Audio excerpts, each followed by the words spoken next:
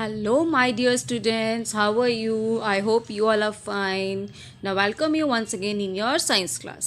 As you know, we have already started our lesson number 6, and its name is Spoilage and Wastage of Food and Food Preservation. Okay, I am repeating. Our lesson number 6 is Spoilage and Wastage of Food and Food Preservation. It is our lesson name. And in previous video we have already discussed about the some causes of spoilage of food कि क्या क्या causes हो सकते हैं. उसमें हमने discuss कर लिया था माइक्रो ऑर्गेनिजम्स के बारे में, एंजाइम्स के बारे में, एंड कुछ इंसेक्ट्स, वॉर्म्स एंड रैट्स के बारे में.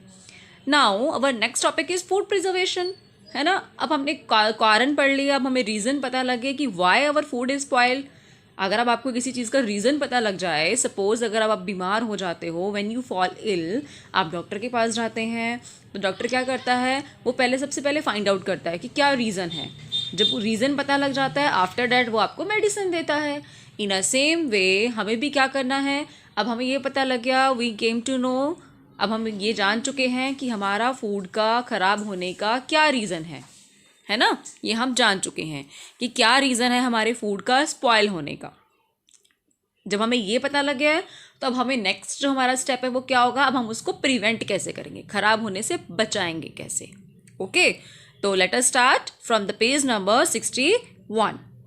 Prevention of spoilage of food. Food को ख़राब होने से बचाना. Food must be prevented from getting spoiled. आप फूड को ख़राब होने से बचाना अवश्य चाहिए. क्यों चाहिए, फूड ख़राब हो गया तो उसको कोई खाएगा नहीं तो वो वेस्ट हो जाएगा. ठीक है.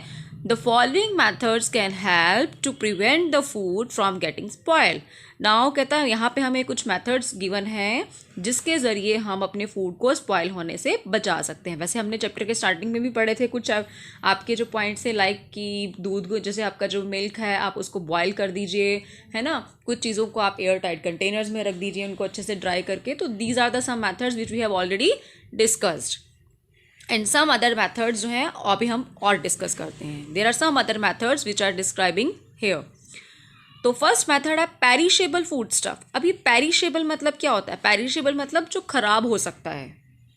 ओके, उस टाइप का जो फूड है, लाइक मिल्क है, मीट है, फ्रूट्स हैं एंड वेजिटेबल्स हैं, ये वाले जो है हमारी चीज़ें जो जल्दी ख़राब हो सकती हैं, these are called perishable food stuffs. Clear बेटा. And it should be stored, should be नहीं, मस्ट बी, मतलब अवश्य ही आपको स्टोर करना है इनको रेफ्रिजरेटर में. अगर आप इनको अच्छे से रखना चाहते हो, अगर आप चाहते हो कि 3-4 डेज़ के लिए या 4-5 डेज़ के लिए ये आपके सेफ रहें, तो यू शुड केप्ट और stored in these items in the refrigerator. फिर आता है second point, food items like spices, cereals, biscuits and other snacks, they should be kept in air tight jars. देखो, अगर आपका समर सीज़न होता है बेटा, उस टाइम पे तो इतनी चीज़ें जल्दी ख़राब नहीं होती, लेकिन जब आपका विंटर सीज़न होता है, रेनी सीज़न होता है, अगर आपने कभी ऑब्ज़र्व किया है तो आप देखना कि, या आजकल का मौसम जो है, आप भी इसमें भी आप देख सकते हो कि अगर आपने कोई नमकीन का पैकेट खोला है, नमकीन आपने लिया है, किसी कंटेनर में डाला है, कोई गेस्ट आया है, आपने उसको रखा, मान लीजिए कोई बच गई, जितनी यूज़ हुई उसके बाद जो बच गई, अगर अब आपने उसको एयर टाइट कंटेनर में, बॉक्स में नहीं डाला और उसको आपने एज इट इज़ बाउल में छोड़ दिया, है ना, अगर वो एज इट इज़ आपने उसको बॉल में रहने दिया है, तो व्हाट विल हैपन, वो क्या होगा, उसका जो कुरकुरापन होता है, वो जो क्रंचीनेस होता है उसके अंदर, आपकी नमकीन के अंदर, वो क्या हो जाता है, फिनिश, वो हल्की सी सील जाएगी.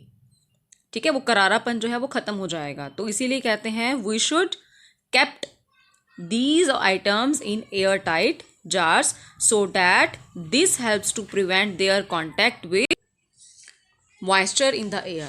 As I told you कि ताकि उसका contact ना हो moisture के साथ, तो आपके जो shelves हैं, cupboards हैं, जहाँ पे आपने अपने containers रखे हुए हैं, they also be kept clean and dry. ठीक है, ये एयर टाइट आपको कंटेनर की पिक्स दिखाई हुई है. आप एयर टाइट कंटेनर्स में आप चीज़ों को रखेंगे तो उनका जो लाइफ है वो इंक्रीज़ हो जाएगा. Now third method is food preservation. अब food preservation क्या है? It is the process of treating and handling the food to stop or slow down the spoilage caused by the microorganism. Means food को preserve करना.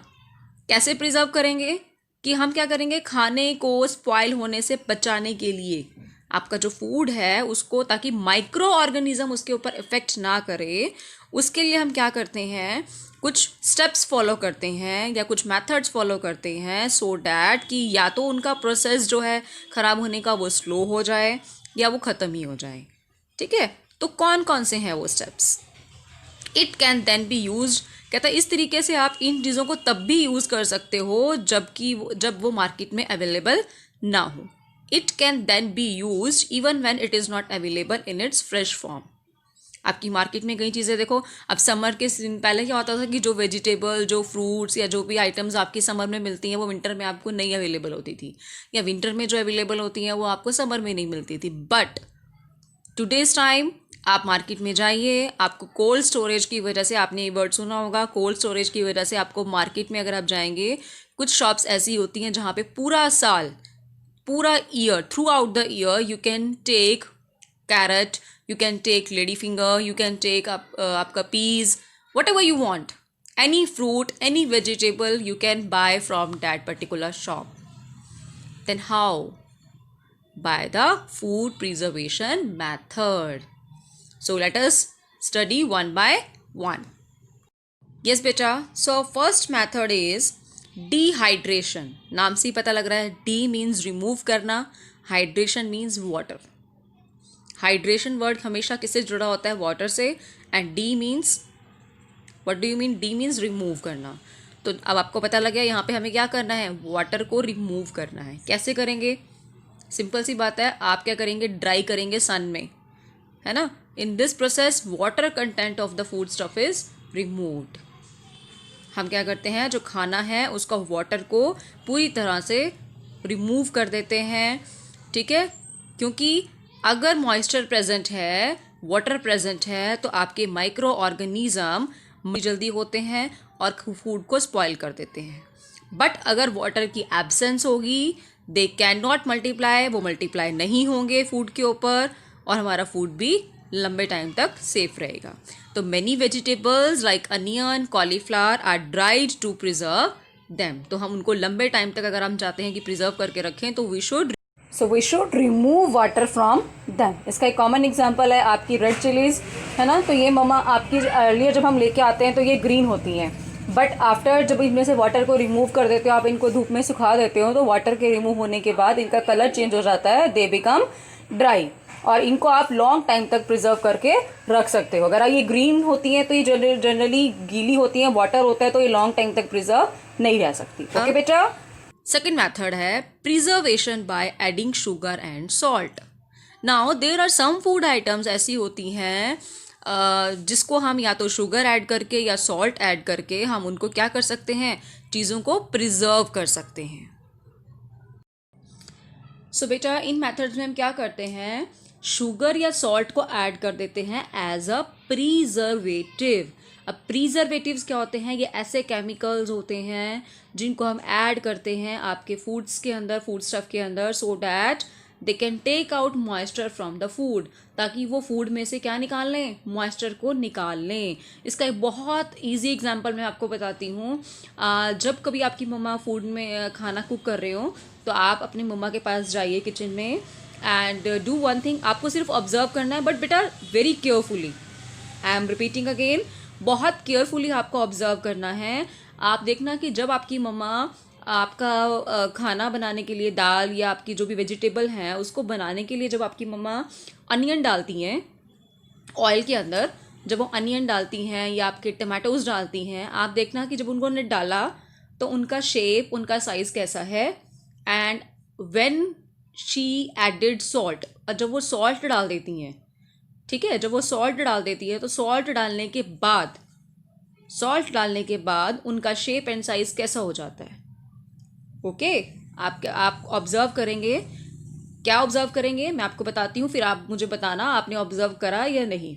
Okay, होता क्या है बेटा कि जब आपकी मम्मा अनियन डालती हैं ऑयल के अंदर या पोटैटोज़ डालती हैं और उसमें हल्का सा भी अगर हम सॉल्ट को स्प्रिंकल कर देते हैं, देन व्हाट विल हैपन, होता क्या है कि जो सॉल्ट है इट विल रिमूव, ये आपका अनियन है, टमाटो है, उसका सारा वाटर क्या कर देता है, रिमूव कर देता है। और नीचे से हीट तो मिल ही रही होती है, गैस की हीट तो होती है, उसकी वजह से वो वाटर सारा रिमूव हो जाता है और अनियन का साइज़ बिल्कुल छोटा हो जाता है और आपके टमाटोज़ का साइज़ भी क्रश हो जाते हैं, बिल्कुल छोटे छोटे हो जाते हैं, प्यूरी बन जाती हैं उनकी। एक और एग्जांपल हम आपकी डेली लाइफ से लेते हैं, जैसे कि आपकी मम्मा करेले बनाती हैं, है ना। जब आपकी मम्मा करेले, अगर जिसकी मम्मा घर में बनाते हैं, मेड करते हैं, तो वो क्या करते हैं, उनको रात को ना 1 डे बिफोर या मॉर्निंग में, अगर उन्होंने इवनिंग में बनाने हैं कुछ आवर्स पहले, उसको पील करके उसमें नमक लगा देते हैं। आप देखना 2-3 आवर्स के बाद आपको उस प्लेट में या उस बाउल में जहाँ पे भी मम्मा ने आपके वो करेले रखे हैं या बिटर गार्ड्स रखे हैं, उसमें आपको वाटर मिलेगा और जब मम्मा उसको स्क्वीज करेंगी तो वो सारा वाटर बाहर आ जाता है। हाउ? बिकॉज जो साल्ट आपकी मम्मा ने यूज़ किया है वो क्या करता है, सारा का सारा मॉइस्चर या वाटर जो है फूड में से रिमूव कर लेता है। ओके और इसी वजह से ये वाली जो हमारी वेजिटेबल्स होती हैं, जो ड्राई वेजिटेबल्स होती हैं, they can preserve for a long time, वो आपकी ज़्यादा टाइम तक चलती हैं एज़ कम्पेयर टू जो आपकी लिक्विड वेजिटेबल्स होती हैं। क्लियर हो गया? इसका एक कॉमन एग्जांपल मैं आपको और बताती हूँ। इसका कॉमन एग्जांपल और है आपका, लाइक मेरे पास, अब आपको दिखाती हूँ मैं, यहाँ पे जैम है। ओके, आई हैव अ किसान का पैकेट है, केचप का पैकेट है बेटा, इसके अंदर भी फूड प्रिजर्वेटिव ऐड हैं। ठीक है, अगर आप कभी भी कोई मार्केट से चीज़ परचेज करते हो तो आप देखोगे कि पैकेट में अगर आप कोई चीज़ परचेज करते हो, उसके ऊपर यहाँ पे इंग्रेडिएंट्स लिखे होते हैं। लुक एट हियर, क्लियरली देखना, यहाँ पे इंग्रेडिएंट्स लिखे हैं। हेयर आर द इंग्रेडिएंट्स, यहाँ पे लिखा है इंग्रेडिएंट्स, टमाटो केचप, नीचे लिखा है इंग्रेडिएंट्स, है ना। तो इंग्रेडिएंट्स में लिखा है water, tomato paste, sugar, iodised salt, acidity regulator, stabiliser, preservative. देखिए यहाँ पे नाम दे दिया preservative 211, onion powder, garlic powder, spices and condiments. तो इसमें अब आप देखो, ये आपका इसके अंदर शुगर भी है, आपका इसके अंदर सॉल्ट भी है और प्रिजर्वेटिव भी डले हैं, यानी कि कुछ एक्स्ट्रा केमिकल्स भी डले हैं जो हमारे इस टमाटो केचप को सेफ रखने में हेल्प करेगा। तभी जो आप मार्केट से चीज़ें परचेज करते हो, देखते हो कि कई बार वो हमारी उसके ऊपर लिखा होता है manufacturing date and expiry date, कि ये आपका जो पैकेट में चीज़ अवेलेबल है ये 1 ईयर तक ख़राब नहीं होगी। अगर आप अपने घर में इसी केचप को बनाते हो तो वो आपका क्या होता है, हार्डली 10-15 डेज में ख़राब हो जाता है। बट इन पैकेट्स के अंदर ये 2 ईयर्स 3 ईयर्स तक क्यों नहीं ख़राब होते? Due to adding of these preservatives. ठीक है, अब इसमें शुगर हो गया, सॉल्ट हो गया, 2 केमिकल्स तो यही ऐड हो गए, तीसरा क्या हो गया, प्रिजर्वेटिव। ओके बेटा, सो आप भी आपके घर में जो चीज़ें अवेलेबल हैं पैकेट्स में, आपको क्या करना है, आप उनके इंग्रेडिएंट्स को रीड आउट करेंगे कि उसमें कौन कौन से इंग्रेडिएंट्स डले हुए हैं। Okay, this is the project of your chapter number 6। ये आपका इसका एक प्रोजेक्ट है छोटा सा। आपको एक शीट लेनी है, ओके, वाइट शीट लेनी है या colourful sheet, as you wish. उस पर आपको इन पर्टिकुलर अब फूड का नेम लिखना है, जो भी आपका फूड आइटम है उसका आप नेम लिखेंगे एंड देन सामने आप उसका क्या लिखेंगे, इंग्रेडिएंट, कि इसमें कौन कौन से इंग्रेडिएंट यूज़ हुए हैं और इसमें कौन कौन सा फूड प्रिजर्वेटिव है, अगर आपको इजीली पता चल रहा है। ओके माय डियर किड्स, ये मैंने आपको इसका एग्जांपल दिया। ऐसे ही मेरे पास एक जैम का पैकेट है, ठीक है, किसान का फ्रूट जैम है। आप इसमें भी देख सकते हो आपके इंग्रेडिएंट्स लिखे हैं, लुक एट हियर क्लियरली, यहाँ पे ऊपर इंग्रेडिएंट्स लिखे हुए हैं, वही देखो, शुगर है, मिक्स फ्रूट पल्प है। ओके, तो इसमें भी आपका जो ये ऐड ऑन कर रहा है, तो एसिडिटी रेगुलेटर है इसके अंदर भी, तो ये इसके इंग्रेडिएंट्स हैं। इसमें जो शुगर है मेनली, क्योंकि ये मीठा है, केचप तो आपका जो था नमकीन था, वो सॉल्टी होता है तो इसलिए सॉल्ट था, इसमें सॉल्ट नहीं है, इसमें शुगर है और साथ साथ दूसरे प्रिजर्वेटिव्स हैं। क्लियर है? आई हैव ऑल्सो 2 और more examples for you, like मेरे पास ये सफोला का मसाला ओट्स है, आप इसमें भी देख सकते हो, यहाँ पे इंग्रेडिएंट्स का कॉलम है बेटा, इंग्रेडिएंट्स, ठीक है। तो आप इसके इंग्रेडिएंट्स अगर आप रीड आउट करेंगे, इसमें भी आपको सॉल्ट लिखा हुआ है या दूसरे केमिकल्स लिखे हुए हैं जो अब आपका इसको खराब होने से रोकते हैं। क्लियर है? एक और कॉमन एग्जाम्पल हम अपनी डेली लाइफ से लेते हैं, वो अब आपका पिकल, अचार, आप देखो आपकी दादी, आपकी ग्रैनी, ग्रैंड मदर है ना, घर में पिकल्स डालती हैं और वो कई सालों तक खराब नहीं होता। Do you know why? क्योंकि मम्मा उसमें क्या ऐड करती हैं या ग्रैनी उसमें क्या ऐड करती हैं, उसमें सॉल्ट भी होता है एंड ऑयल। सेकेंड इंपॉर्टेंट चीज ऑयल। ऑयल भी जो आप डालते हो वो भी एक प्रिजर्वेटिव का काम करता है, वो भी एक रेगुलेटर का काम करता है। Clear my dear kids? Okay, yes. So next method is canning. आता है कैनिंग एंड बॉटलिंग।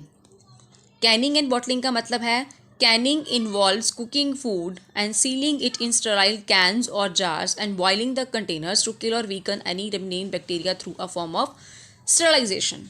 अब जैसे अब आपकी ये चीज़ें जो मैंने आपको दिखाई थी ये पैकेट्स में है ना, ये पैकेट्स में है। इसी तरह से हमारा कुछ मटेरियल ऐसा आता है जो किस में आता है बेटा, जार्स में पैक होके, लाइक जैम वगैरह है वो इस तरह से प्लास्टिक के या कांच के उसमें आता है जार में।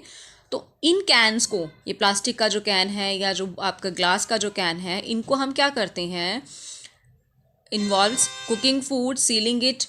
हम इनको क्या करते हैं, यूज़ करने से पहले हम इन कंटेनर्स को बॉयल करते हैं वाटर के अंदर, ताकि इनके अंदर के जो जर्म्स हैं वो आएँ।